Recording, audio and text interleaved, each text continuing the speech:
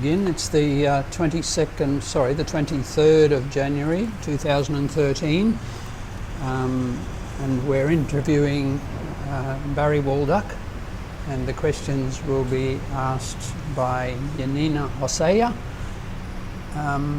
representing the University of Queensland, and Robert Riddel, myself. And we are making this interview at 7 Diddams Lane in Brisbane.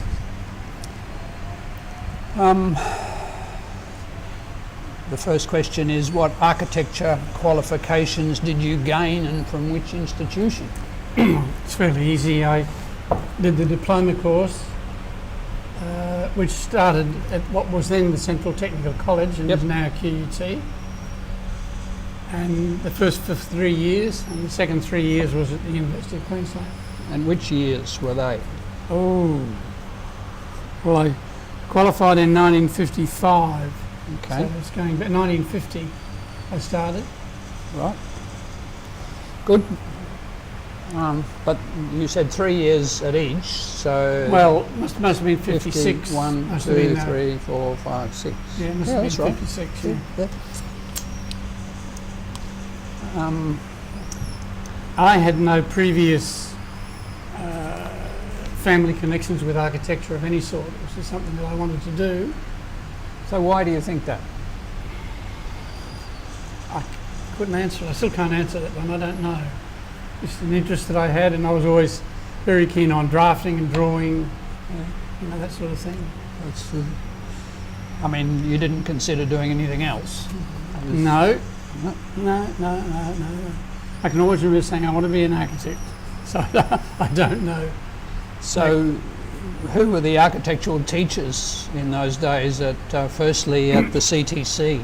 Who do you remember? Oh, Charlie Fulton was running the course at that time, and Cole Jessup, who was a delightful fellow. That was the Bly Jessup Bretnell, and Athol Bretnell as well. Aubrey Job. They were the ones I remember from the first years.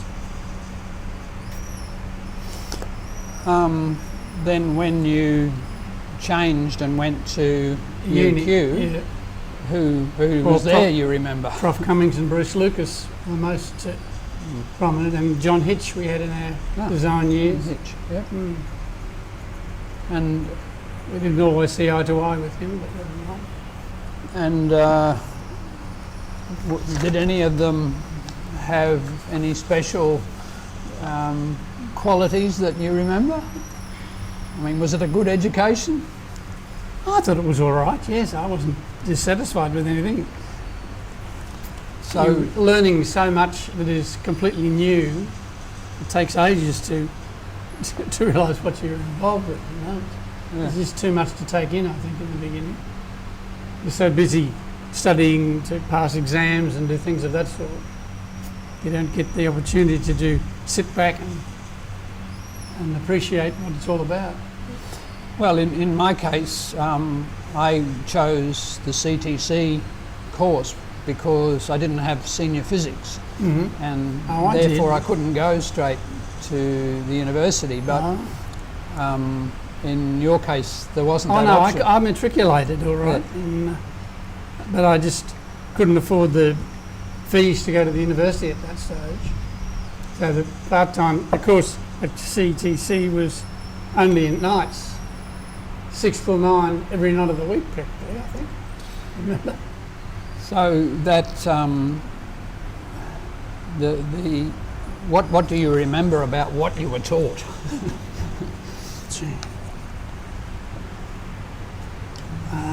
I mean, I can remember things like, learning how to lay a wash on Watman's paper and how to stretch it. Oh, yes. That was Athol Bretnell's speciality. Yeah.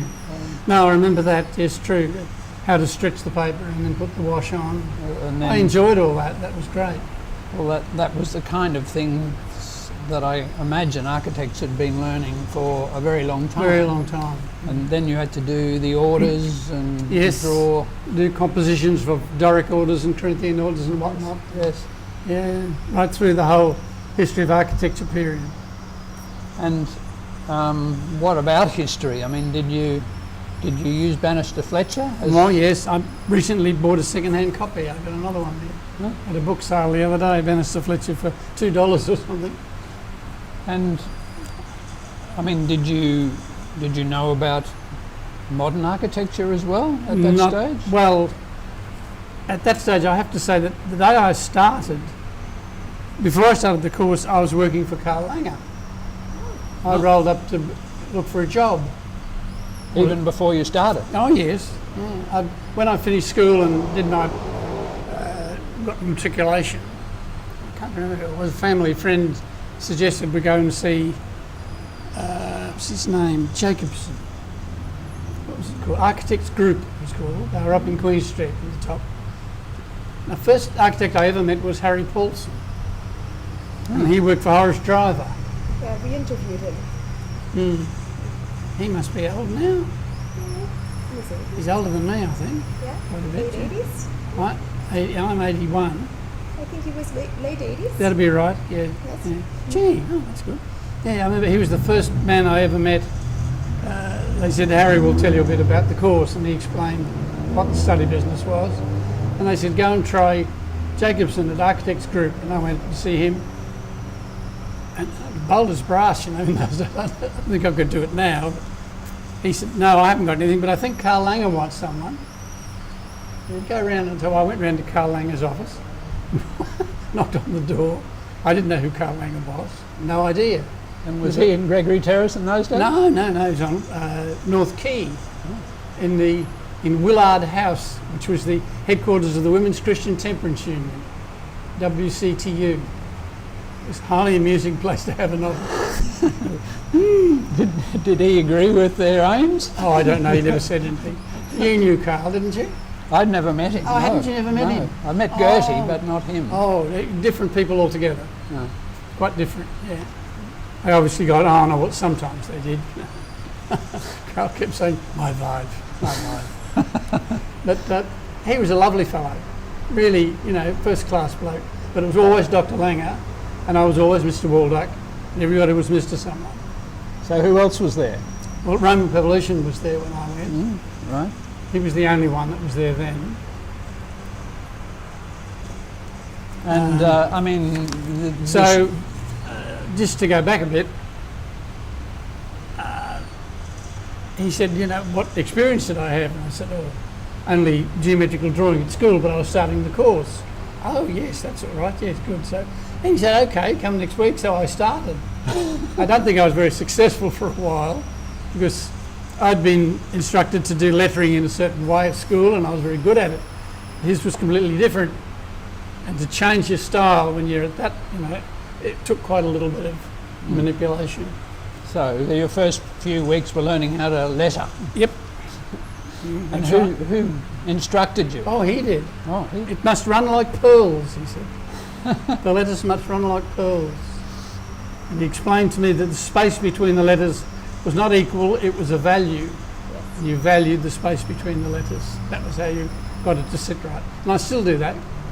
Do you think that comes from the Bauhaus or somewhere else? I don't know. I didn't know he was Bauhaus at that stage, of course, you know. I don't know. Well, I'm not sure he was, but he was. Yeah, Roman told me he was at the Bauhaus when Peter Behrens was running the business. But I can remember Roman saying, but Peter Behrens is not an architect, he's a solicitor. Well, from what you can work out, Carl was his right hand in the office. Yes, that's what I can gather. So he was very experienced by the time he came to Brisbane.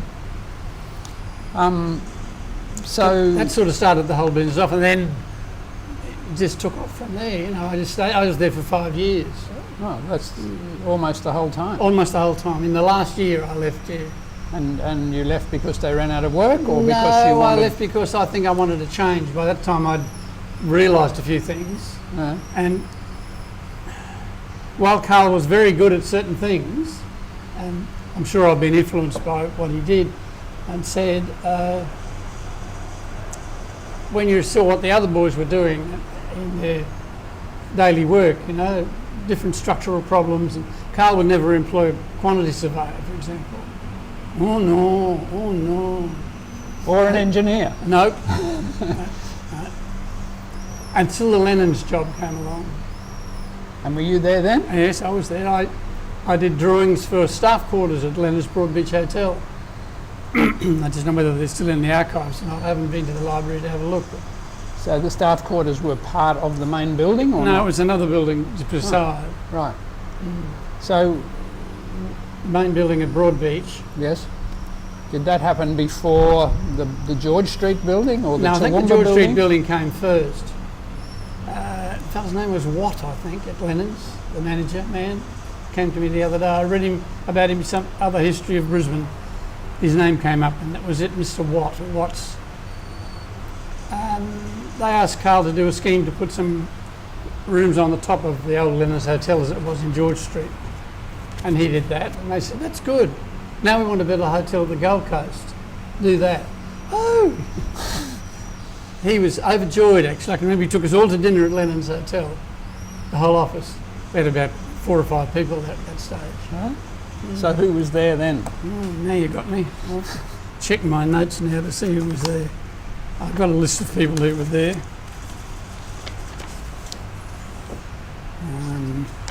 Oh, this is the one. No, it's not. Come on, Barry. Get yourself organised properly.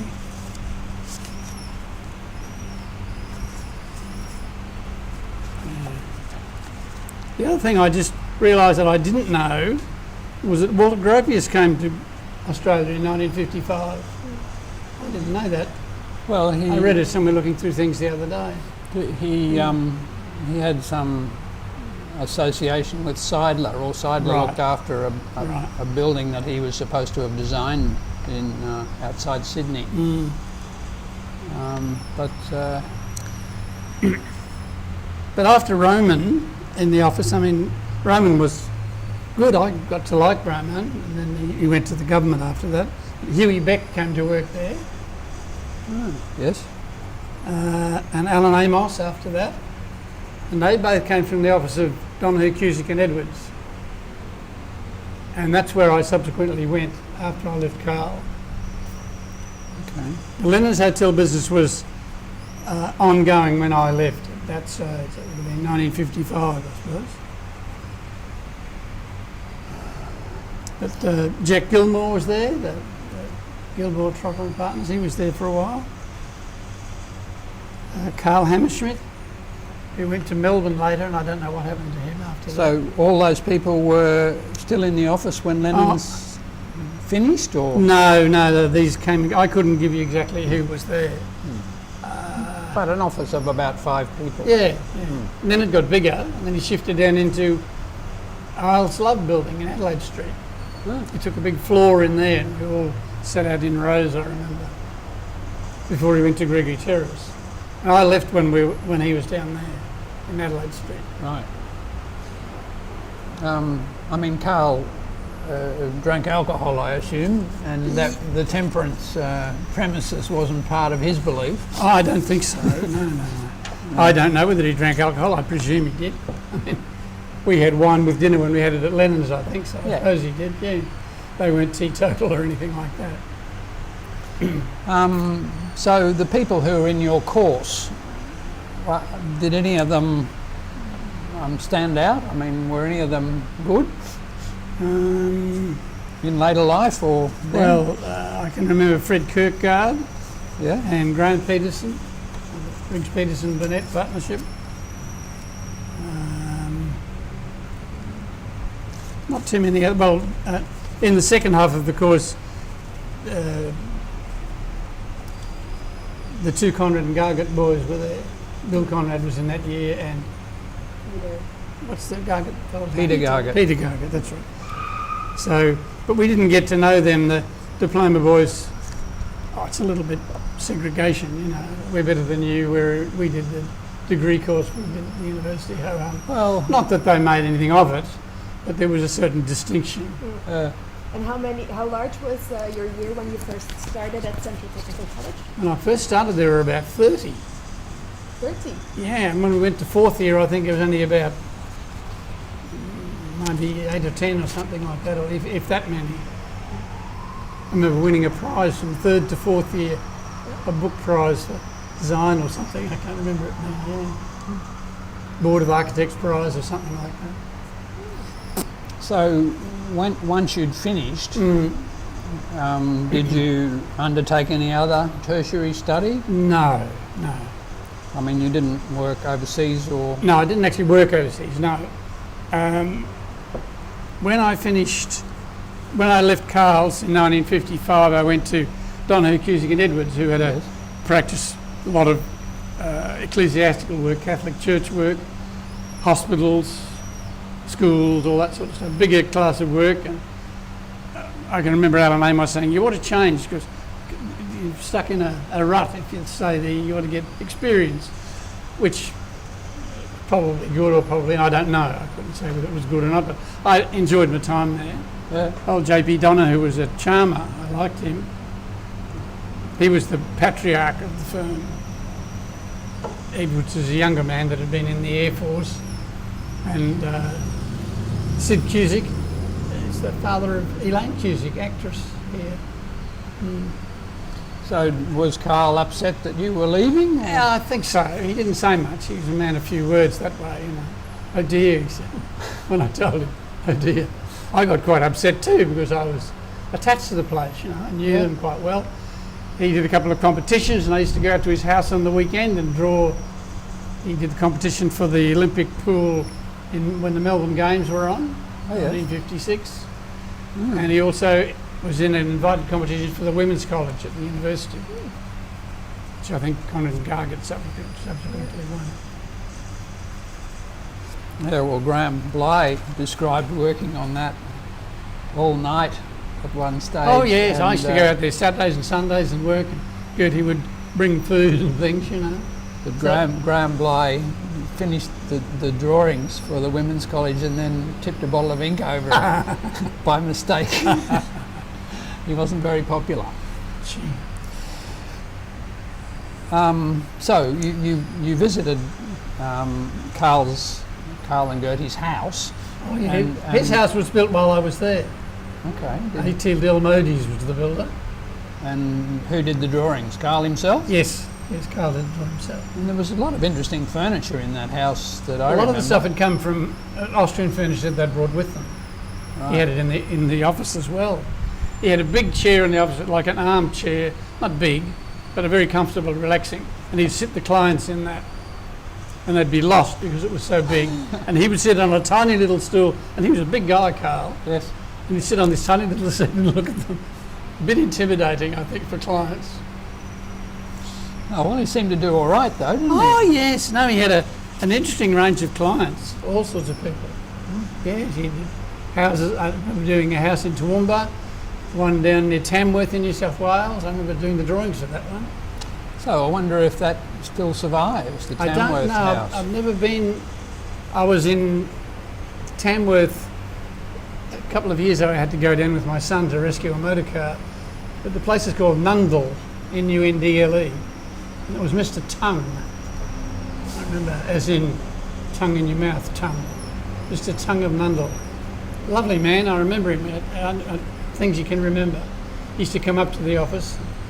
We did this lovely big homestead things for him. You know? Oh, so it's a rural house? Oh yes, rural house. He had property. Nundle's outside Tamworth, about 30 or 40 kilometres, I think. Because there is a Nundle closer to Sydney than that. That's become quite a centre now because someone's kind of restored the whole town of Nundle. Well, that I couldn't tell you. But this was Nundle, the property. As far as I know. Yeah, not the town.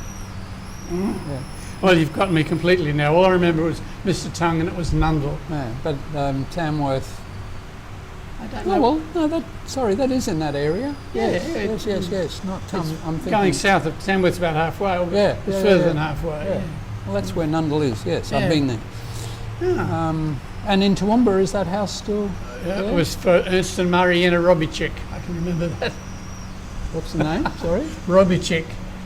Don't ask me to spell it for you. Or Rubicek? Rubicek, yeah. I do know of that name, yes. So who were the architects that you most admired when you were a student? Well, I seemed to cotton onto the Scandinavian architects. They appealed to me. What they did, I thought that was pretty good sort of stuff. Well, how did you know about them? Well, only through magazines and things of that sort. And, I mean, you know, Alto? yeah, Alva Alto, Gunnar Asplund, Arne Jacobsen. And did you want to go and see their work? Yes, and I did subsequently. Oh, when did you do that? 1957. I've got a bit out of track here. 1955, I left Carlson and went to work for Jack Donahue. Yeah. And in 1957, I had the opportunity. I won't go into the other details of this. I'm going to Europe with a European. Actually, I should tell you, it was Dr. Gertrude Wenzel.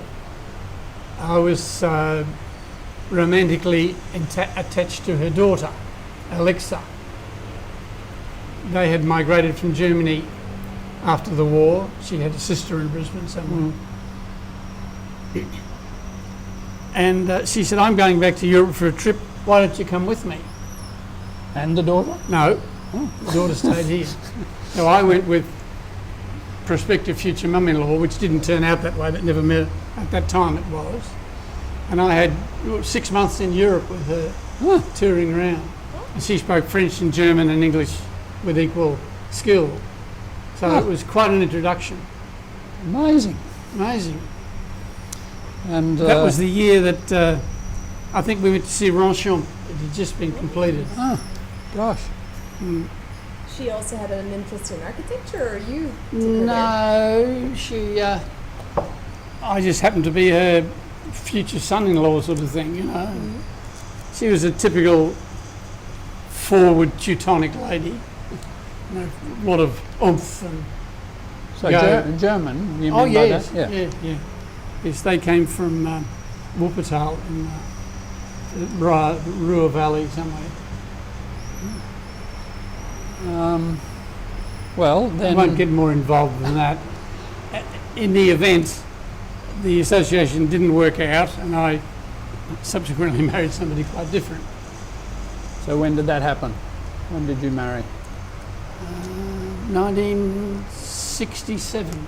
I married Mary Kruger.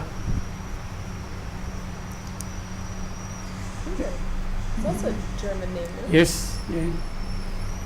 Now deceased 17 years tomorrow.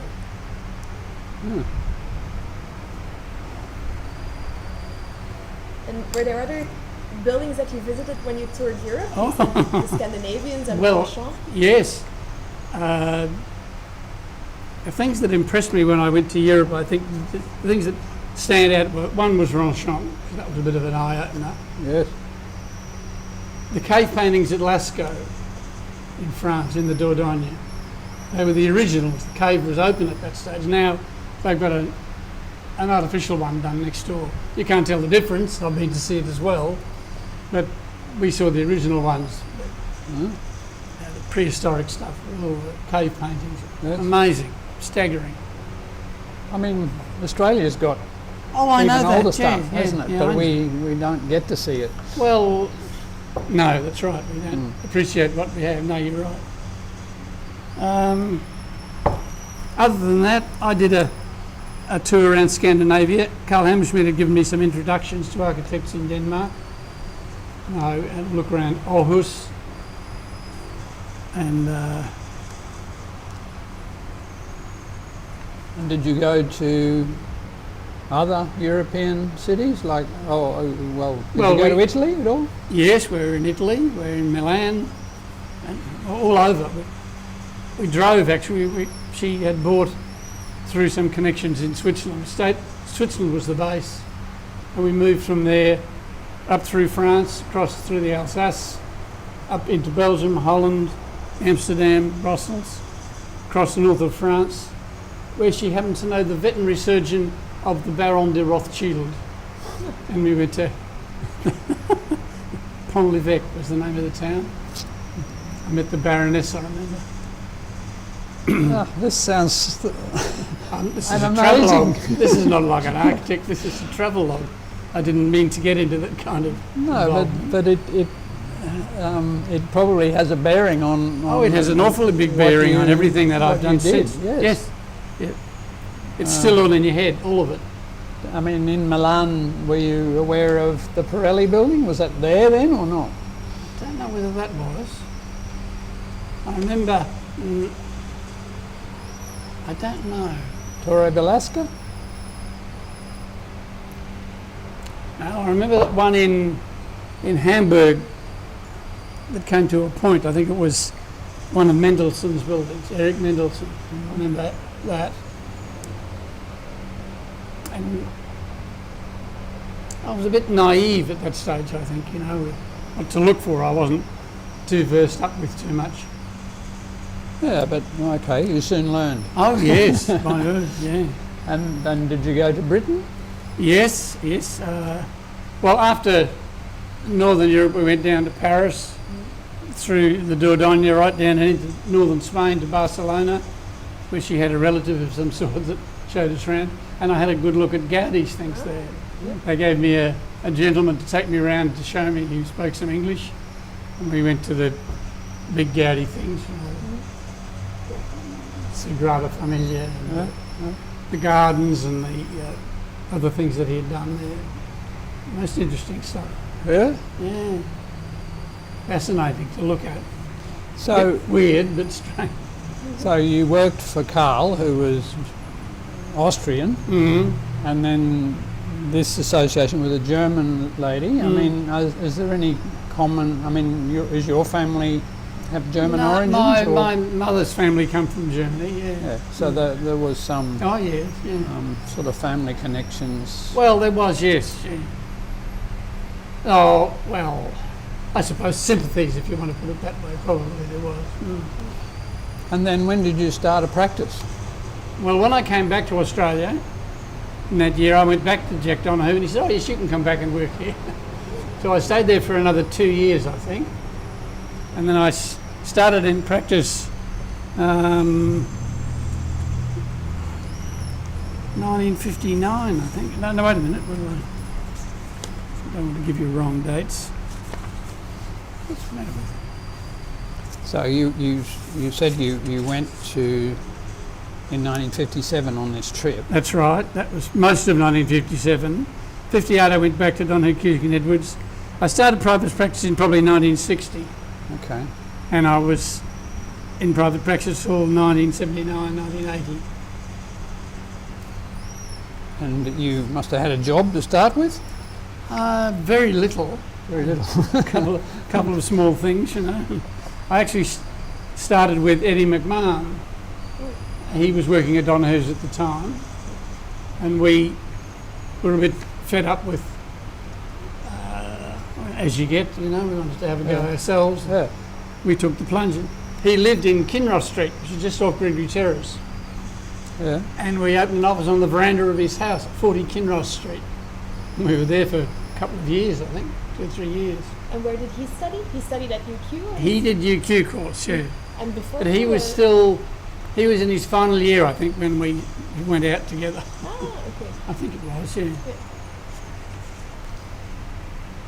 And so what were those first little things that you did? Oh, I think it was domestic, most of it. What, additions? Or Yeah, I started with additions through connections with some builders I got to know. I should at this stage say that I was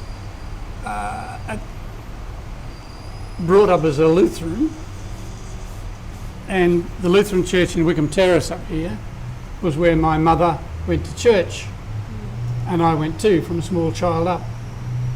And I was actually married there, so the little church on Wickham Terrace is mine, and Andrew House on the corner, Eddie McMahon and I did together in about 1960 something. It's since been modernised in inverted commas, which I don't agree with, but at the time we thought it was quite reasonable, It's worked quite well all those years. Well, did you do anything of that scale before that? No. So that's a pretty ambitious first project. It was. Well, it came up, the church came up with the money, and I was a member of the business, so I was asked would I like to do the job. That's how it started. And you didn't have to compete with anybody. No. And I got lots of other church jobs too. I've done churches all over the place. Terribly proud of some of them, but How many would you have done? 1, 2, 3, 4 reasonable size. I did an alteration to a church in Albury, the clergyman I knew. The clergyman shifted around from parts of Australia, and now and again you get a call from someone. He rang me from Albury. I said, look, we want to renovate the church, could you come down? So anyway, it was quite successful. I remember going to the opening with a new porch and things on the front and did a bit of work. Well, Carl had done work for the Lutheran Yes, Church as well. he did St Peter's College stuff. Yes, that's right. So did you get to work on St Peter's as well? No, they stuck with Carl right through. I didn't endeavour to compete with anybody. I was just approached by various groups in the thing. We did a girls' hostel at Sherwood, I remember,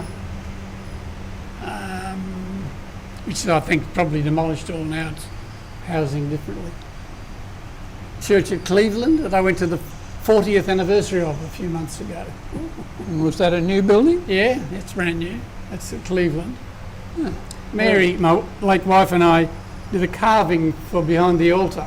When we were doing it, I said, it needs a big carving at the back of the altar. Oh yeah, where are we going to get that? They said. I said, well, we'll do it. You buy the timber and we'll do the carving. Muggy, put myself in. And it's about 3 or 4 metres in both dimensions. It's a huge, made of Queensland beech, and it's a crucifixion. Quite, I mean, I'll lie to myself, it's quite impressive as a piece of work. It's still there. It's all, when I pieced them all together, it was very elaborate business to make it. So had you ever done anything like that before? Yes, I had. While I was working for Carl, I met Len and Kathleen Shillham. And we became friends with Shillhams a little bit, Mary and I. We saw them from time to time. They're both gone now, unfortunately. And actually that's where I met Mary, my wife, at the vacation school run by Gertie at the Queensland University. Must have been 1955 or 6, I can't remember just which year. But another person that worked with me at Donahue's was John Usinski. I subsequently made a partnership with John and we worked together for quite a few years. So when would that have been? About 1968. Eddie McMahon we'd sort of run out of work, and he said, well, he couldn't afford to, he got married, and he said, I can't afford not to do something, so he went to work for Blair Wilson. I remember that. So where were you practicing from then? Wickham Terrace, 29 Wickham Terrace. It's demolished now. When Turbot Street went through, it all went. It was a building designed by, who was it? Paul Phillips, I think. I used to have a blueprint of it. It's disappeared now, I'm sorry. Incidentally, any of the church archives, if it ever becomes interesting, are held by the church up there. They've got a big basement underneath. All the original drawings for that church and Andrew House and all the documentation that I had, they've got in there. Oh, this is the Wickham Terrace Church. Oh. Okay. But you'd think, I mean, Karl Langer died, in 69, I think? Was it? I don't know. And you'd think that they might have been looking for an architect to take over. But I think Dean Prangley might have done work for them on their library there. I have no idea. Nobody approached me ever. John Usinski and I mainly did commissions from the state government, hospital work we did. A couple of big hospitals. Where would they be? One was in Toowoomba, Bailey Henderson, intellectually handicapped patients. It was a specialist thing, and another one at Walston Park. Oh. Were they any of those new buildings? They were both new. at the time. Yeah. Were you responsible for the design of them? The one at Barley Henderson, yes, we were responsible for the design of both of them, but I don't think there was anything to write home about. You know, of practical buildings. Yeah. But I mean, they can still be well designed. Oh yes, and yeah. Practical. Well, we thought they were all right. You know, they worked quite well for the purpose. What else? It's been a bit sort of haywire all over the place. Well, I suppose. I mean, did you build yourself a house at this stage? Yes. Well, just after I was married in 1967. And we built a house, we moved into it in Easter 68. That's at Sanford, where my son now lives. I've swapped houses with my son. I live in his old house at Alderley, and he lives at Sanford with his family. I subsequently extended the house, but I did a lot of it myself, actually. Laid all the bricks. And amazing when you look back, I couldn't have done that, but I did. But, I mean, what do you consider as the best thing you've done? Well, I wouldn't go past the little church up the road. I was quite satisfied with that. This is the Wickham Terrace Church. Yeah, the Wickham Terrace one. And the building beside it. Well, Andrew House was okay, but but the church was fun to do. They were a fairly enlightened group to work with. They didn't argue with you, you know. And most of the things that I wanted, they complied with. They've subsequently done some things that I don't agree with. They've changed the water feature that I had outside, and they've put a big cross up on the top of it, which I did never want. And you needed to advertise that sort of thing. Mm. But anyway, apart from that, I mean, it was pretty adventurous sort of construction. It's adventurous in that it runs over the railway tunnel. Yes, well, there's that It's too. right beside the railway tunnel. But it's very plastic in its forms. Yes. And it's made out of bricks, which aren't Well, it particularly was plastic. originally intended, in my mind, to be made out of hot-form concrete. Ah, right. And we priced it. No, we must have got prices from people, but the lowest price we got from Hornick Constructions, and they said, we can do it if you do it in brickwork and put the concrete in the middle. That'll be the formwork as it goes up. It'll be cheaper. So that's what happened. They made it out of concrete and then faced it in It's brick. actually a concrete building faced it. Well, no. The technique was to build the brickwork up so far, they waterproof the inside of it with something, and then pour concrete. And then again, and it went up like that. So it's not a cavity wall? No, it's solid. It's concrete inside. Okay, well... But I remember when we were doing it, we approached the railway and said, because the property runs across the top, and the engineer said, I said, I hope we don't go into the tunnel. He said, you'll be worried, I won't. Well, Harry Schroeder was the engineer. We put down some deep piles beside the tunnels in that area. That's all been all right, just to counteract any vibration and stuff. so did any of your works get published? Yeah, I had a few domestic pieces in the newspaper from time to time. John Hay used to put things in the paper. You remember what they were? Oh, God. Well, the one that stands out the most is the one where Chris Osborne lives, little house at Carina. That was done for Isabel and Alf Eisenmenger. He's kept it up absolutely perfectly. He's a real enthusiast. Yes. And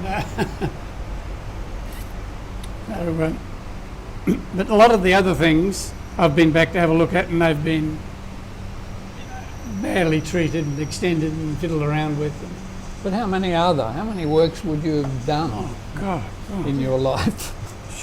Doesn't matter. I mean, you said you gave him a list of houses that you'd done to have a look at. Yeah.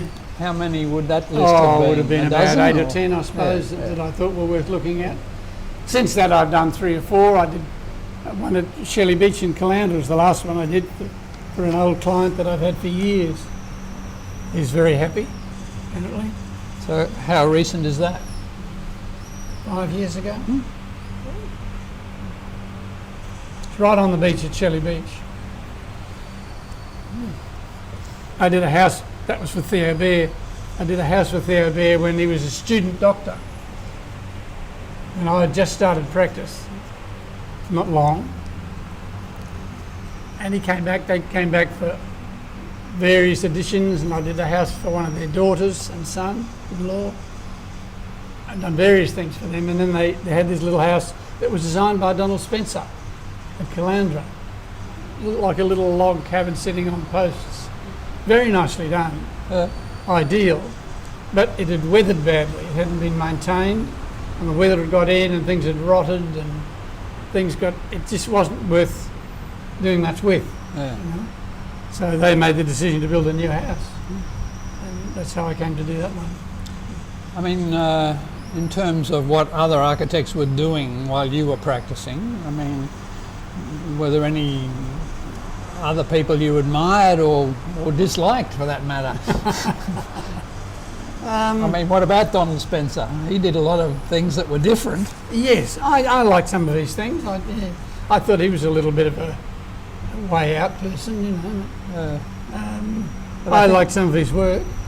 I think he experimented a lot with construction and techniques, and you know, quite often if you do something that's not traditional, you need to do it a few times to get it right. I did that too and got into trouble a few times.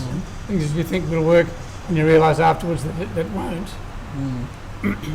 I can remember a story being told about one of the Saarinen, about, you know, how they were well known and famous. So did they do any buildings that leak? Did their buildings leak? So, oh yes, our buildings leak, but people are not going to say it. We're too well known. Everybody has problems.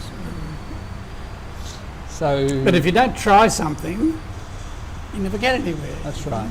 You have to put your foot in it now and again. Well, like if you're doing a piece of furniture that's going into production, you make a series of prototypes and test them, but you don't have that opportunity with buildings. No, you don't. No. You have to get it right first time. It's a bit like a doctor going in, isn't it? You've got to get it right the first time. It's a mistake. So, well, what about other practices that were around? Were you aware of what, say, Hayes and Scott were doing? Oh yes. Did you think their houses were as good as what Harry Seidler was doing? Were you aware of him? Pardon me. I was aware of Harry Seidler, yes. I can remember went to Sydney, going to Sydney on a trip with some friends, and Carl referred me to, who was the man in Sydney? John D. Moore? Does that mean something to you? Yes. He referred me to John D. Moore. Yes, he was an architect, and his son was a famous photographer. Ah, that's the connection, okay. I remember you saying, you go and see him and he'll tell you where to go and have a look at Seidler's houses, which we did, and he was delightful, and he showed us where they were, and I went and had a look. Turramurra, which was quite surprising in those days, you know, to me. But you would have heard of Seidler? Oh, yes. Would he have ever come to Carl's office? Not that I'm aware of. Because he Carl knew, who was the American that he knew? Victor Gruen? Does that mean something to you? Carl studied with him. Really? He had some connection, I remember. Yeah. Because from what we can work out, Seidler used to buy things from Laurie West, so whether he did it in person or did it by phone, I don't know. I don't know. But Gruen subsequently went to the United States. No, is it that Gruen that you're talking about? The United States And Gruen? then he did shopping malls there. It was the first shopping mall in the United States. I don't know, but it was a name that used to be, in those days, it was in architectural magazines. You'd see his name. Carl said, yes, I know him, blah, blah, blah, blah. You know. So something else that comes to mind, that Roman published and did his architectural studies in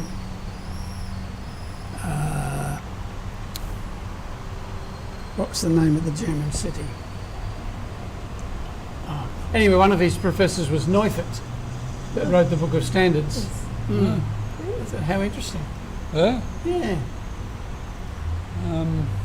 Carl didn't mention very much about Europe at all. He wasn't, he didn't get terribly personal with anything. But he wanted to go there and go back every now and then?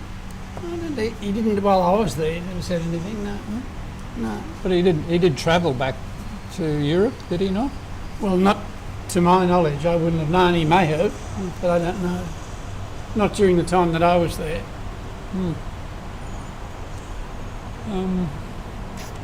What about other practices in Brisbane? I mean, were you aware of Robin Gibson when he went into practice? Yes, Robin Gibson was 1 year in front of me study-wise. He was in the 6th year when I was in 5th. He was always a bit of an arrogant customer. I don't think that's being unkind. But I don't have any objection to what he's done. I think the Cultural Centre's quite a reasonable collection of buildings. And at the university, were you involved? Were you working at the university when those things were done? Main hall and the libraries?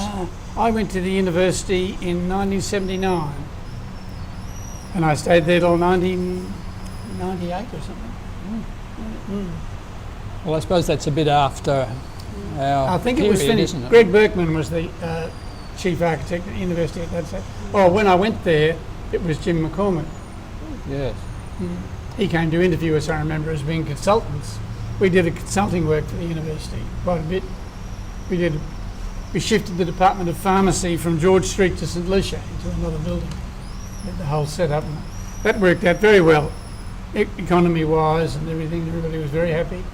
So they came back to us and we did quite a bit of work for the university as consultants, John Usinski and I. Yes. And then subsequently in the late 1970s there was credit difficulties, to put it mildly, and we just didn't have any work. The government didn't have anything to give out. And I went and asked Bill Humble, who was Director of Property and Facilities at the time. He said, I can't give you any work, I can give you a job. So I was a bit desperate. We had 2 young children, and so I took a job. Firstly part-time, I had 3 days a week, and then turned it full-time. I became a permanent employee then. I was at the university from then on until I retired, late 90s. Mary died in 1996 while I was in Indonesia for the university. They sent me to Thailand. I did 2 or 3 field trips to Thailand. Australian Overseas ADAB, it was called at that time, funded a group of houses in southern Thailand for Australian experts to live in while they upgraded agricultural standards in southern Thailand, hopefully. How did you get to design them? No, they were designed by a Thai architect. Oh, yeah.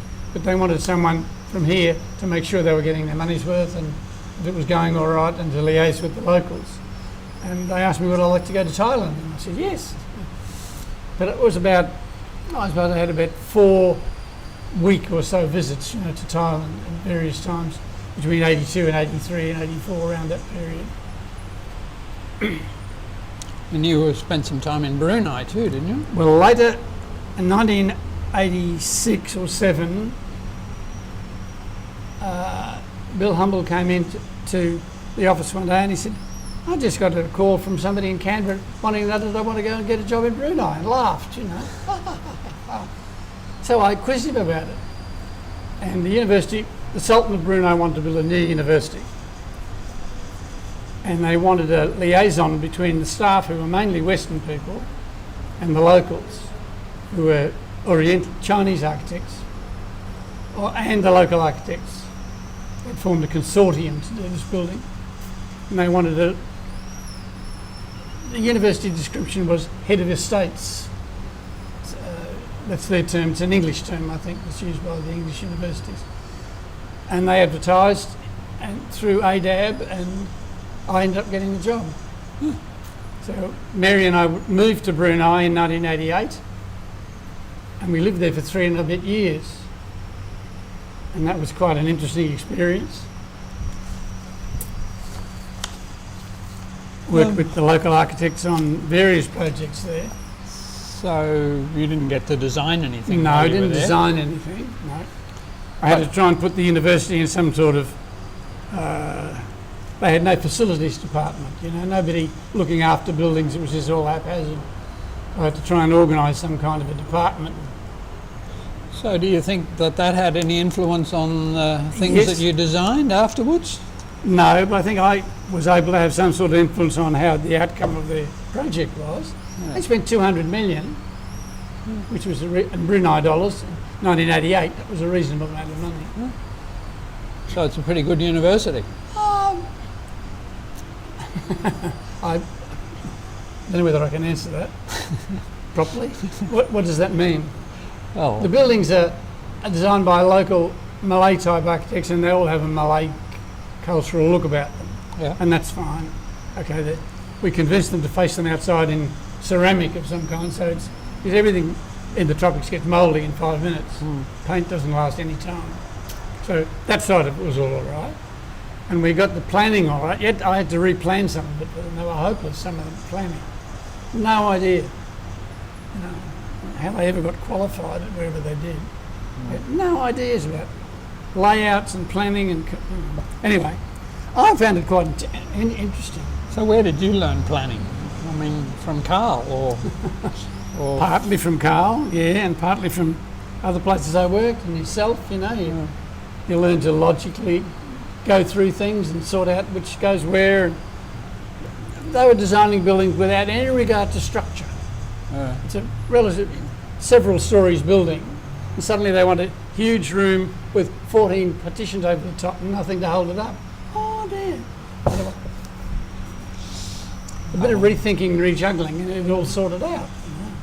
I remember sitting down with some of the people in the private architects' offices in Brunei and saying, look, try this, do this. Oh yes, all right. I wasn't involved by name anywhere, but influence, at least you were able to think, well, they're getting a reasonable product. And I think at the end it worked out quite well. They seemed to be happy. They gave me an official invite back to the opening, grand opening, paid trip to Brunei for a week. And then when I came back again, I came back to the university, and my old job was going as it was titled construction manager at the university. Whoever was there before had left. And they said, the Humble said, do you want your old job back? And I said, oh yes, all right. So I went back for a few years. I went back in 92, and I was there until about 95. They said they had a project in Indonesia that needed someone. Would I go to Indonesia? So I had 3 or 4 trips to Indonesia. During one of those, Mary died at home, so I had to come back suddenly. Well, is that something that was expected, or No, completely. It was accidental. She fell. I mean, it doesn't matter if it goes on record. It's official. She died of a large subdural hematoma. Big thing in the head. She just went to bed and went to sleep and didn't wake up. Oh, well, maybe that's Well, in a way, you know, we all hope for something yeah. simple if it comes, yeah. But that was a bit of a surprise, so... Yeah, Anyway, I came home, and then a couple of weeks after I went back to Indonesia to finish, I was only halfway through the thing. It meant going to various centres. It was under occupational health and safety, upgrading of laboratories to try and bring them up to some sort of standards. Pretty backward, some of the places they are. And yet to try and make a standard for them. I tried to do that. So, and then I ended up leaving the university, you know, just because it came to retiring age. Well, I mean, did you come across anything of Birrell while you were connected to the university? No, only the buildings they had done. And I mean, you had to probably look after them, and Yes, yeah. did you have any opinion about them? I Did always you- liked the buildings he did. I thought they were good ones. Yeah. His college was the best of the colleges, I reckon, to look at. Yes. Well, to Was that Union College? Union Yeah. College, yeah. Yeah, I was right. And to occupy, I would have thought. Yeah, well, I think I know somebody that stayed there, and they said it was very good. Yeah, they liked it. But his other buildings, the JD Story building was fine to work in. Well, not everyone liked them. And, no, I know that, no. But they were probably, some of the best architecture that was happening. Yes. In this city. Well, when he was city council architect, I know it was all the car park and such things that he did. They were always, everybody was making noises. But then later on, when he went into private practice... Did he practice up on the north coast somewhere? Yeah. And some of that stuff is pretty ordinary. And, I don't know any of that. But I mean, a lot of it was planning. And I really can't judge that, but I don't know. That's what the impression I have, that the good time was when he was in Brisbane, either at the university or at the city council. But I mean, I don't know, the awards system for picking the best works that were going on, that didn't really happen until kind of later, in maybe the end of the 80s. Yep. Or was it a bit earlier than that? Jeffrey Pye, I think, sort of reorganised it so it was a regional competition. But did you ever enter the awards? No. And did you never felt that I should. So you didn't think your work was good enough, or you just didn't like the idea? I didn't have anything that I thought was. Oh no, I don't mind the idea, but no, I was never terribly interested in that. I don't think. No. What about the institute? Did you belong to any committees or? A bit. I didn't have I couldn't say I took a terribly active part. I was a member of the institute. Did you go to the conferences? There was a conference in Brisbane in the... No, I didn't. No. Whenever it was. 67? 67, yeah. 67. And that was at Lennon's Hotel when the new Lennon's must have been built by then, I think. It would have been. Yeah. The one in Queen Street. Queen Street, yeah, probably. And what about buildings like that, the parliamentary annex and the executive building, the SGIO? I thought about this, but none of them that I could pick out and say that I think is a good one, or particularly, some are better than others, but I wouldn't like to comment too much on that. Some of the buildings at the university are also very good. Yeah. Well, the public buildings of that time that I'm aware of, like the Supreme Court and the District Court, which were done through Bligh, Jessup Bretnall, although working with the government. Yeah. I think they probably didn't have the same influence that Robin Gibson had on the ones on the other side of the river. Side of the river, yeah. But did you ever go and look at the Sydney Opera House when it was under construction, or make the pilgrimage? Yes, I've also done the tour with a group of students. We went through the whole thing. Oh, yeah. Students from QUT, yeah. I used to go on field trips with them 2 or 3 times. I went to Sydney with them. When I came back from Europe in 1957, the model of the Opera House was on display in Sydney, and we were going to look at it. The competition must have been run at that stage. See, Carl had something to do with the fact that there was a competition and for choosing the site. Choosing the site, yes. I've got some blurb on Carl at home about that, yeah. Because he knew the Goosens, who was sort of the man behind the idea of getting an opera house. Oh, right.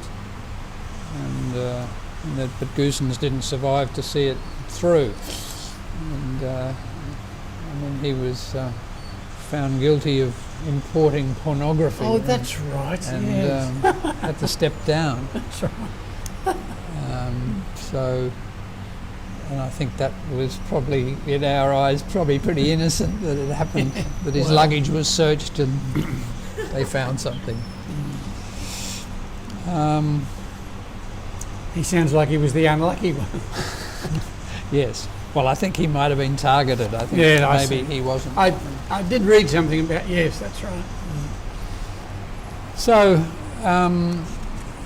other trips to other parts of the world? Have you ever been to America? No desire to go. I mean, might want to see Frank Lloyd Wright in... No, I had moments with Frank Lloyd Wright during my student days, and I don't have any problems with some of the things, but I think some of it's a bit much. I got over it, but I moved to something a little different.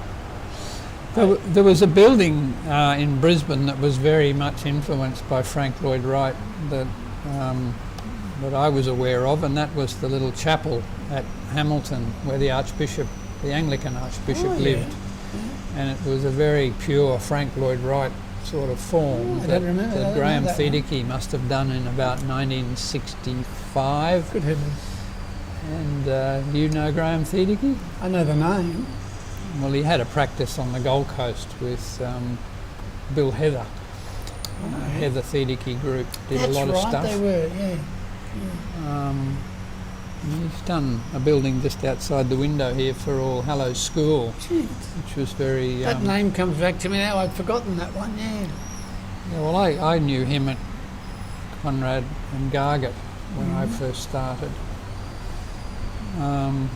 But he went off and practiced in Mexico and came back with a whole other idea of how to do things. Gosh. Have you had anyone work in your office that you think turned out okay?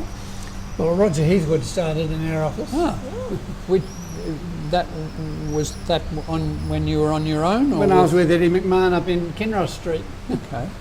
Roger must have come in looking, I presume he came in looking for work and we put him on. He was there for a while. Yeah, I don't remember how long. And then he finished up with his brother. Yes, Peter. Did he go straight from your office to there? I don't know, I can't know that one. Because, well, what about Dalton now? I mean, Dalton would have been practicing... Yes, he was. When you were practicing? I don't think I ever actually met him personally. I moved in a different sort of area. Well, he had a reputation as a designer of houses. Yes, I liked the houses he did. But they started off being much closer to Hayes and Scott with flat roofs, and then they moved to being these... He did the Vice-Chancellor's residence at the university. Yes. What did you think of that? I thought it looked okay, but the people that lived in it didn't think it was much chop. Well, John Hay would never live in it. No. And But Brian Wilson before him, they didn't like it either. yes. They said it was impractical. The spaces looked nice when you went in, you were impressed in the views, but they said as a house it didn't work terribly well. Well, that was the reason why Zelman Cowan took the job. He would only come and be Vice-Chancellor if they allowed him to build a new house, and he wanted Robin Boyd apparently to design it. Really? And Robin Boyd said, no, get John Dalton to do it, because he's from there and he will... I didn't know that. And then it won some kind of medal. Oh yes, probably. And then was subsequently demolished. I did a little. Do you know why it was demolished? Well, I can tell you. Well, they talked about getting a grant to build getting some money to build a new college. The new college was being funded through Brunei. Yes. And it all fell flat. Did it ever have a chance? I mean, don't think so. Well, without speaking out of turn, it happens a bit sometimes with the Bruneians. You had to be very careful. Things would get all hepped up and then suddenly the money disappeared. The same when I was working there, the university, whoever controls the finances said, how much money do you want to build the university? And the architect said, so many million. Oh, okay, we'll sort that out, righto. Then when the time comes, they cut that in half. And then they cut that in half again, you know. Didn't seem very well organised. Well, when I was a student, I certainly knew your name as one of those young practices were worth knowing about. Goodness me. But I don't think I ever met you then, but I thought that you lived on a boat. I did for a while, So yes. what stage was that, before you built a house? That's when we were married in October, and the house wasn't finished till Easter the next year. And we lived in the Brisbane River on a boat that John Yusitsky and I owned jointly. It was a 30-foot motor type boat with reasonable accommodation.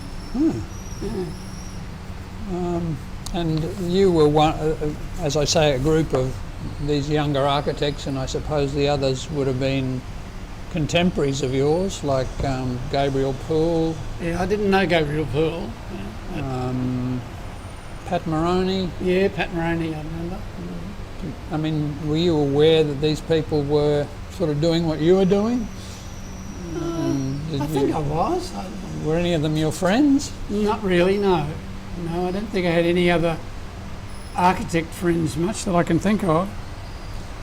And then, I mean, one of the meeting places, as when I was a student, would have been the Contemporary Art Society, which met quite often on a Friday night at St Mary's Church Hall.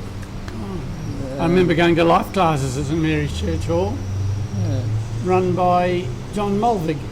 John Mulvig and Roy Churcher and those people were all part of that, and there was a kind of a bohemian group that was quite small. Yeah, Mary, my late wife, was a graphic artist, you know, she's a printmaker and all sorts of things. So she came through the art school here? No, largely self-taught completely. But she, you know, was a minor note during her lifetime. And you talked about the wood carving before. Yep. Did she take part in that too? Oh yes, yeah. But with any, had she had any experience? No, not had I. This is the first time you ever attempted anything? That's right. You think I remember going to the vacation school and said to Leonard Shillham, I haven't got any chisels. Oh, you can borrow some of mine. Away we went. You know, I made quite a few things.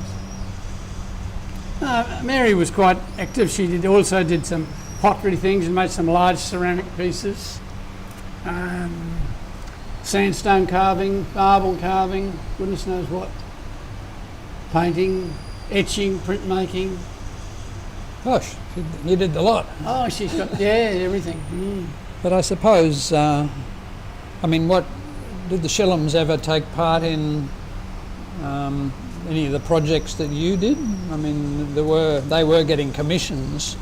And there was a big one in Queen Street on the bank, the Westpac Bank. Or I Bank of New South organised Wales. a couple of commissions for them in the main roads building. Colin Tesh was looking after the main roads building. Yes. Kyle asked us, did you know Noel Mitchell? No. You didn't know Noel Mitchell? No. Noel Mitchell took his own life not long after that, unfortunately. Lovely fellow. I used to know him at school almost. Architect? Yes, yeah. And worked for who? Worked for Colin Tesh at that stage.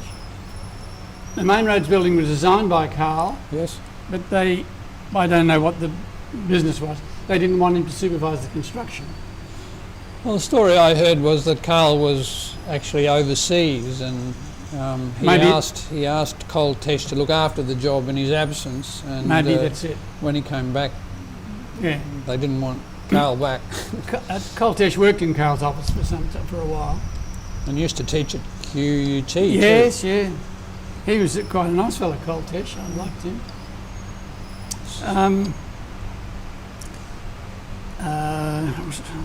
I got off the thread.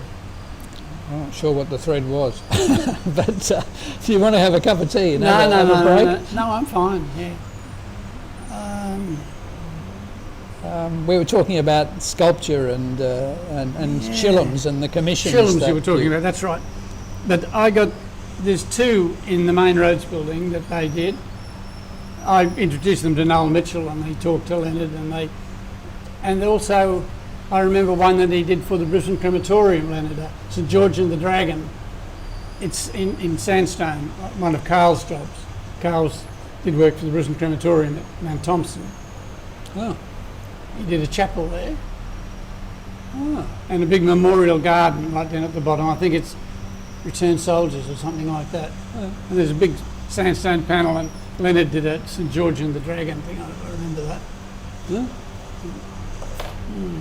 Well,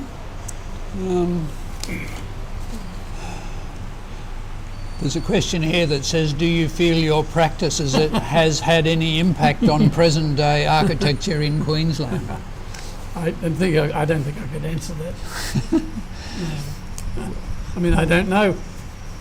You've talked to so many people and students and things and taken them to things so much, you wouldn't know what influence you had, but you don't try to influence people particularly, you try to make them look at things. Yeah, but I guess if you see that people are doing things that are very like what you did, you think you're probably influencing them. Yeah. Now, we were talking to somebody, I can't think who it was now, who was talking about the executive building. It was Bob Collin, and saying that the executive building was very close to Ken Woolley's building in Sydney, the government office building that was pulled down for the Aurora Renzo Piano building. Right. And that was virtually identical in its facade, but the proportions were quite different because it was a much smaller building. So I suppose you'd say that that's influence, or is it just plagiarism? Well, I mean, I haven't been keenly looking around to see if I've had any influence, But no one else did a church like yours in Wickham No, Terrace. no, that's true. That was dictated by a lot of things. But it probably has a bit of Ronchamp in it. Of course it would have, yeah. No doubt about that at all, I don't think. I was influenced by anything. I mean, I was staggered the first time I went to Ronchamp, I remember, Come up this little pippy thing sitting on a hill. You can see it when you're coming from miles away, little white spot sitting on a hill. And you realise that I've been back twice since. I've made 3 pilgrimages to Ronchamp. Well, it must have had a very big impact on you. Yes, yeah. We stayed. We had a holiday in Alsace about 10 years ago now, and we drove down to look at Ronchamp. Did you look at other things by Corb? Yes. Funny, something that's never mentioned. He did a house that's right opposite the Bois de Boulogne in Paris. Maison Jaure. I saw it. I've never seen it illustrated anywhere. I remember that because we stayed there and you can see this thing looking at you. Oh, there it is. But we didn't go to the Villa Savoy. I haven't been there. I'd like to, but maybe my trips to Paris are over now. Yeah, well, I came through architecture really not knowing very much about Corb, and Ronchamp was a real experience, but so were the houses around Paris. Yeah. And I did go and see Villa Savoy at some stage. I can't think exactly when. And it's beautifully restored now. Yes, I believe. Yeah. For a whole period, it looked terrible and was inaccessible. Well, what about? I mean, one of the things that struck me when I came back to Brisbane in the 80s was this what buildings weren't here that had been removed in the time I'd been away, and buildings that I thought were pretty good. Suddenly they weren't there anymore, and you thought, well, they should actually be given more value than they have as pieces of architecture. Yeah. And what was wrong with us as a culture that we didn't Very good question. that we didn't look after them and value them, and therefore sort of conservation started to become part of what I thought I should be part of as well. And I guess that guided the kind of work I got interested in. Was that something that struck you in the same way or not? Or were you more interested in doing new buildings? I think it should have struck me, but it didn't. I was aware of it, but I mean, I've been guilty of altering buildings that were quite fine in their own period and turning them into something more practical for modern usage. Well, there are degrees. I mean, I've altered a lot of buildings as well, but I try and do it in a way that respects what was there. I reached that stage later on, but I was, a bit guilty in the beginning, I think, of being a bit heavy-handed with certain things. I did a bit of work on the same site up there before. Do you remember before Turbot Street went through? You probably don't. No, not really. No. It was back in, when was it? Don't know when it was now. On the corner of Wickham Terrace and Wharf Street was a building designed by Richard Gailey, Dr. Love's residence. Right. And I had some negatives of it. I got them printed the other day, and I've kept them, given them to David, my son, who's keeping a bit of an archive on it. And I got the original one from the one Wickham Terrace, the enamelled one that used to be on it. We demolished that to build Andrew House. Now, it was not a practical building. At that point, it was a residence, and Brisbane didn't have any residences in centre at that stage. But I just always feel sorry that was pulled down. Well, did you know anything about Gailey, or did you? I didn't until I've read up more recently. Yeah. Well, and Don Watson did that wonderful study, Don Watson and Judith Mackay, that actually named all these architects who had done stuff in Queensland, and you start to understand who they all were. Well, in their records up there, they've got Gailey's original linen ink drawings of the building. So, I got to know the people in the church fairly well, and they passed it all to me, saying I was an architect. Here, have this. And I've given them back to them now and said, keep it in your archives for future.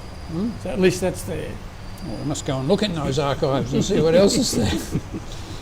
But there was a little house nearby there that Robin Dodds had done, and that was one of the first things I got involved in. That was about to be demolished in 1978, which was 97 Wickham Terrace. 97. And that was that's further up. Yes, I know where that is, up where it is bent round. Yeah. Yes, I know the one. And Ian Cinnamon was sort of running some kind of campaign also. And I guess there were a number of people in the National Trust and so on, and I got in and measured it, so at least we had a floor plan of it, and took pictures and so on. But eventually it got preserved, or at least most of it did. They took the back bit off, but then they built a car park right up against it, and as part of the new development. But it did survive, and I think, that was worth saying something. Yes, yeah. And and Robin Dodds was something I didn't know too much about, and I thought perhaps I should know something about this. You did a lot of work on Robin Dodds. Yeah, but that was later. Right. And but that was one of the first. Well, no, Neville Lund used to talk about Robin Dodds and introduced me to that church, St Bridget's, which was up on the hill at Red Hill. Yeah. As being, one of the landmarks of this city. And, that's still there? Oh, yes.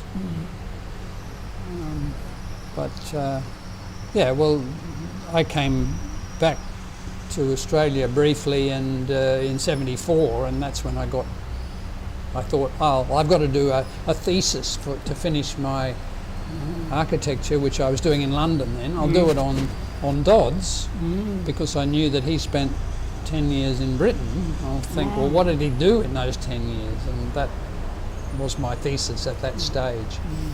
So I came back wanting to know, well, what did he do here? But He did some lovely things here. what do you know of those? Well, only ones that have been illustrated in something I've read of yours, I think. The one at New Farm, the last house at New Farm, I remember. Well, did you ever go to that house? I mean, I'm only outside, just had a look passing, that's all. I know it came up for sale when I was a student, and we all went and looked at it because he knew that it was important somehow. Carl took me to see a Japanese house one day in New Farm. Yes. He said, it is about to be demolished, we must measure it. So we measured the Japanese house and it went up North Queensland somewhere, Yes. I think. And we've done a conservation plan on it since. Oh, well, no, I went in and measured it with him. So you still have those drawings? Oh, no. You think Carl has them? I don't I mean, know. Carl's archive was all given I to don't know. the Friar Library and to the State Well, Library. they might, I don't know. That's interesting. The State Library holds it. The drawings have been passed on. I've often been to go and ask to see if any of the drawings were mine, you know, because I don't know how far their archives go back. Oh, everything. I think Gertie kept everything. Did she? And but a lot of it is uncatalogued, so you could probably be very useful in saying what these things are. Well, I'll go in one day and make myself known and see if I can find someone. Yeah, you'll have to, with the State Library, you have to actually order them. They don't keep them on the premises. No. So they'll get them in for you. Oh, I see. It's away in an archive somewhere. Yeah. The Friar is also, I don't think you can just walk No. in and I see didn't them. imagine you could. No. Yeah, Mary, my late wife, had an exhibition at Philip Bacon's of etchings. 1979, I think it was. And did she call herself Mary Walduck? Yes. Yes. And Gertie did a critique on it, and Gertie was there. You know, and I hadn't seen Gertie for a long time. And, how are you, darling? He says, you must come to have a look at the house. He said, see how the Carl's garden's grown. So we went and had afternoon tea with Gertie, the two of us. And This is 89, you said? 79. 79. 79 it would have been. Yeah. So that's the last time I saw Gertie. I don't know when she died. I knew she just went to have a rest and lay down and didn't wake up. I was told that. Well, I would have met her in 78 because we came back to Australia at that time, and even though living in Sydney, Nola, my wife, had a exhibition at the old Johnson Gallery. Yes. And Gertie came to that. Right. She was the critic for the Courier Mail. That's I right, think. she was, yeah.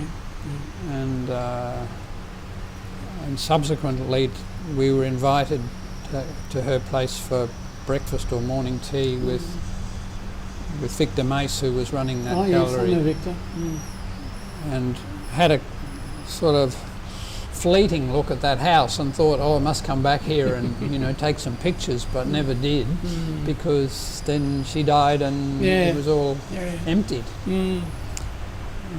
But I think that's a great shame that house is not recorded in what was actually in it, because even though the house has been preserved, it's been altered a bit, but what was in it was what was of interest. Yeah. And what happened to all that stuff?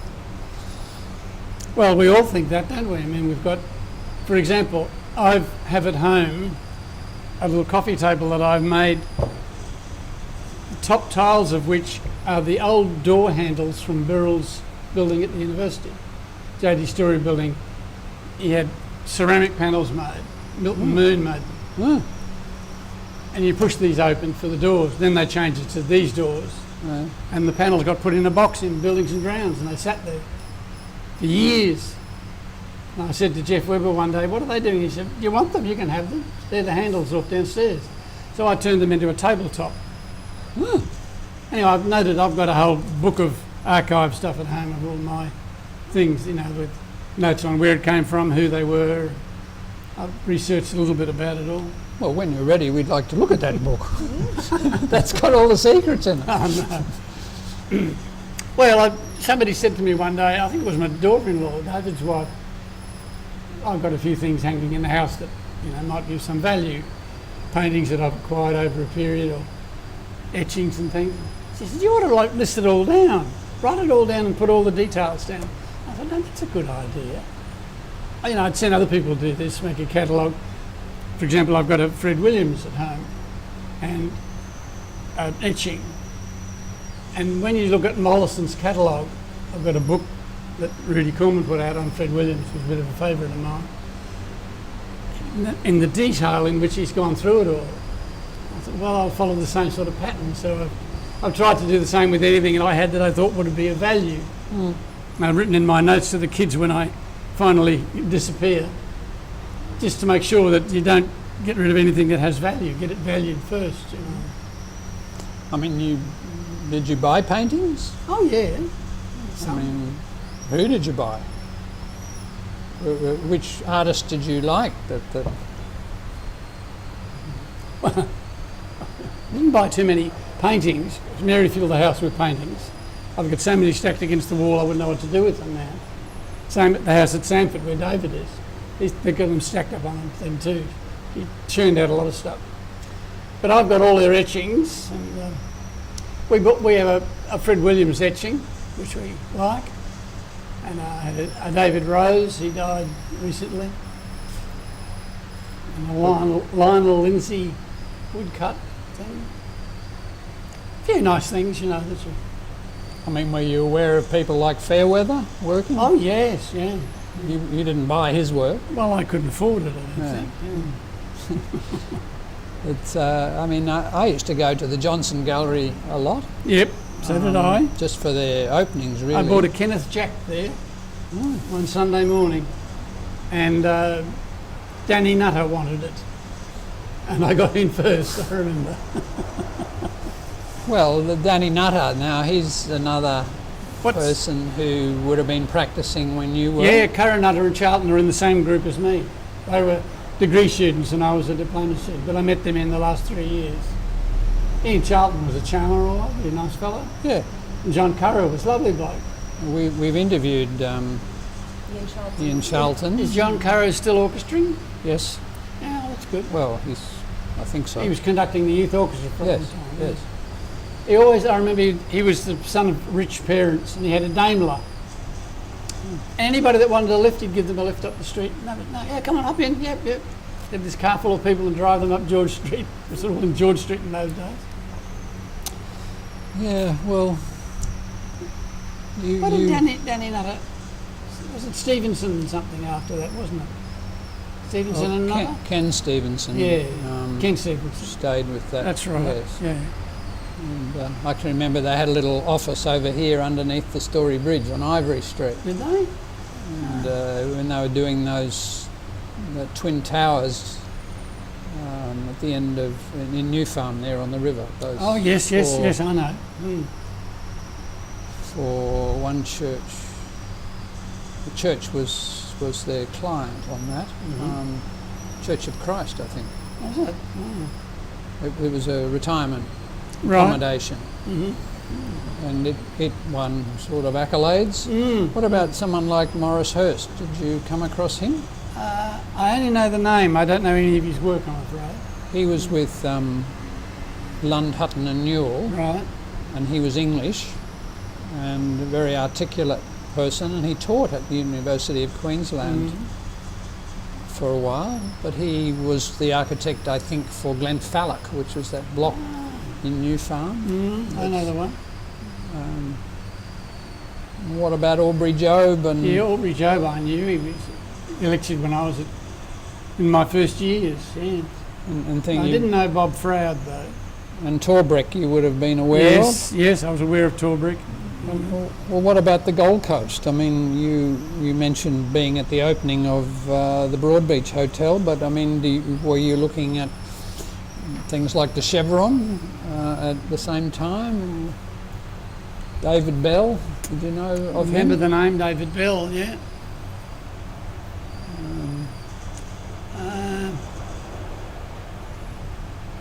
And then there was another Bell in Melbourne who came from here too. His name escapes me at the moment. Who only died in the 80s.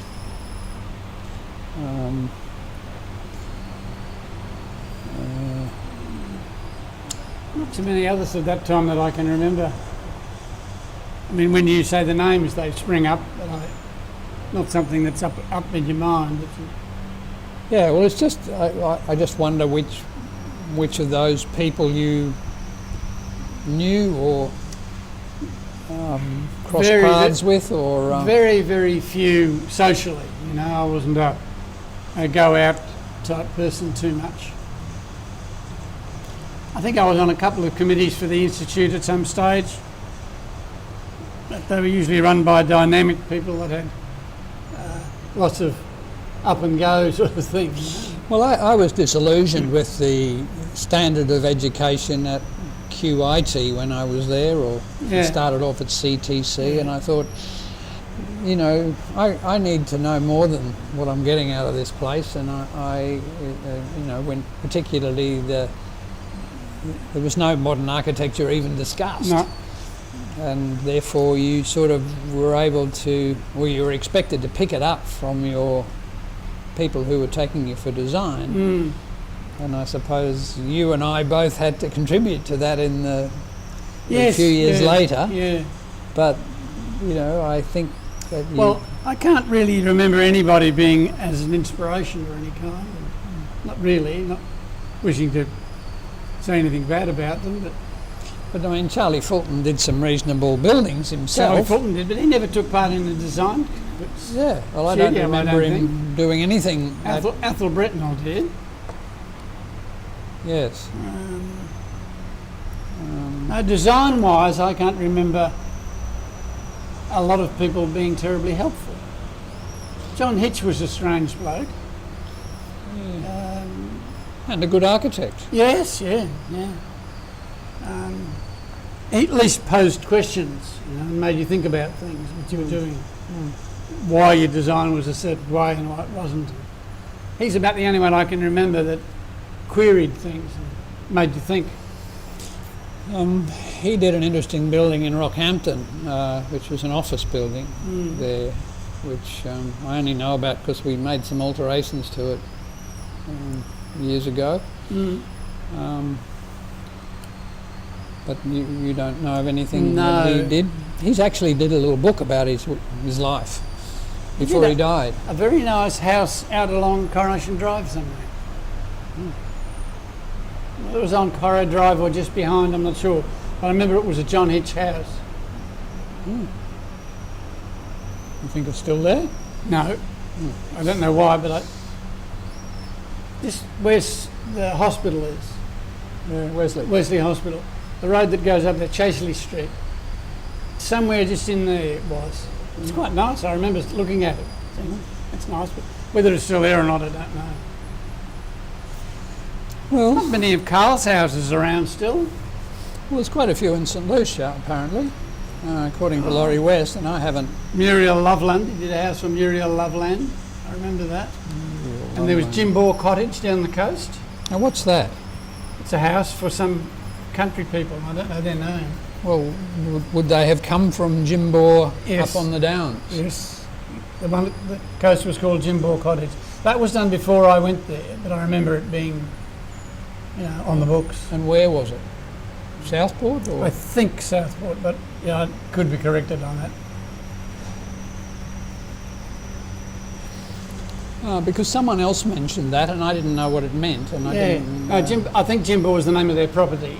Well, it was the Russells who owned Jimbour. Oh, right. And Russell doesn't ring a bell. No. But they, I think, lost it and bought it back.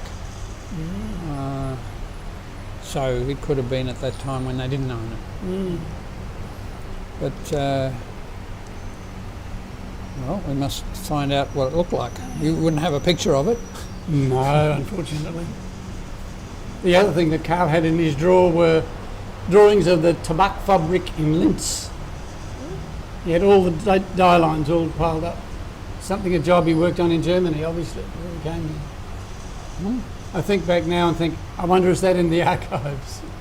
It'd be historically interesting.